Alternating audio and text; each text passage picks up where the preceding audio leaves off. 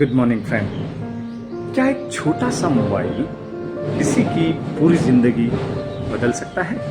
शायद आपको लगे कि नहीं, लेकिन आज की कहानी एक ऐसे लड़के की जिसने अपने हाथों से अपने भविष्य को खो दिया, और जब उसे अपनी गलती का एहसास हुआ तब बहुत कुछ उससे छिन चुका था। रुद्र 12वीं कक्षा का सबसे होनहार विद्यार्थी था। उसके शिक्षक कहते थे एक दिन ये लड़का बहुत बड़ा अधिकारी बनेगा। उसके माता पिता ने अपनी सारी जमा पूंजी उसकी पढ़ाई पर लगा दी। उनका एक ही सपना था कि उनका बेटा सफल होकर परिवार का नाम रोशन करे। 12वीं की परीक्षा के बाद उसके पिता ने खुशी खुशी उसे एक नया स्मार्टफोन उपहार में दे दिया और वो बहुत खुश हो गया।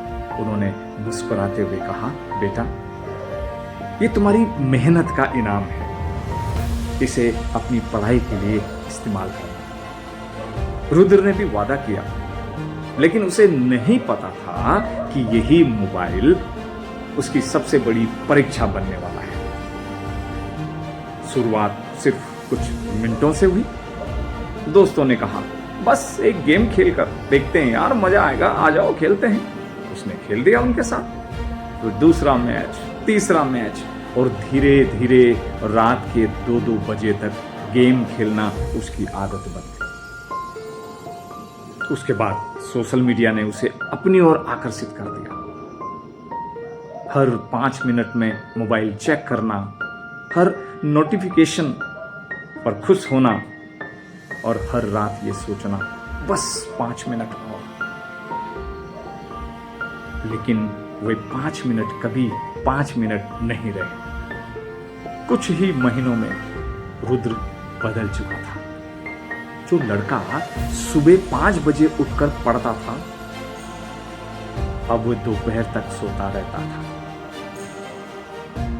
किताबों को खोलने का उसका मन नहीं लगता था। माँ रोज कहती, बेटा थोड़ा पढ़ भी लिया कर, लेकिन उसका जवाब हमेशा एक ही होता, हाँ अभी तो बहुत समय है मां। फिर परीक्षा का दिन आ गया। रुद्र परीक्षा हॉल में बैठा था। सभी लड़के अपना प्रश्न पत्र कर रहे थे, लेकिन रुद्र के पास कोई उत्तर नहीं था। उसके हाथ कांप रहे थे। उसने पहली बार एहसास किया कि उसने पूरा साल खो दिया। कुछ महीने बाद परिणाम आता है और रुद्र फेल हो जाता है। जिस लड़के की सफलता की मिसाल दी जाती थी, आज वही लोगों की चर्चा का विषय बन गया। उस रात उसने अपने पिता को पहली बार चुपचाप रोते देखा। पिता ने कुछ नहीं कहा। उन्होंने बस उसके बचपन की एक ट्रॉफी उठाई जिस पर लिखा था, विद्यालय का सर्वश्रेष्ठ विद्यार्थी। रुद्र की आंखों में आंसू बहने लग गए। उसे समझ आ गया, उसने सिर्फ परीक्षा ही नहीं हारी, उसने अपने माता पिता का विश्वास भी तोड़ दिया था। अगली सुबह उसने अपना मोबाइल उठाया, कुछ देर उसे देखा और फिर उसे बंद करके अलमारी में रख दिया। उसने एक डायरी निकाली और पहला वाक्य लिखा, आज से मैं अपने मोबाइल का मालिक बनूंगा, उसका गुलाम नहीं। शुरुआत आसान नहीं थी। बार बार मोबाइल देखने का मन करता था, लेकिन हर बार वो खुद को रोकता। धीरे धीरे उसने फिर से पढ़ाई शुरू की। सोशल मीडिया की जगह किताबों में समय बिताने लगा, पढ़ने लगा। गेम की जगह सुबह दौड़ने लगा। रात की स्क्रीन की जगह समय पर सोने लगा।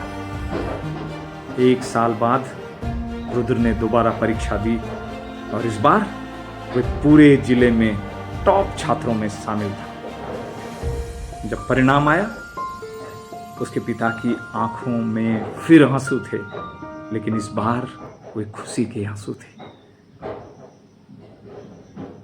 इस बार वो खुशी के आंसू थे।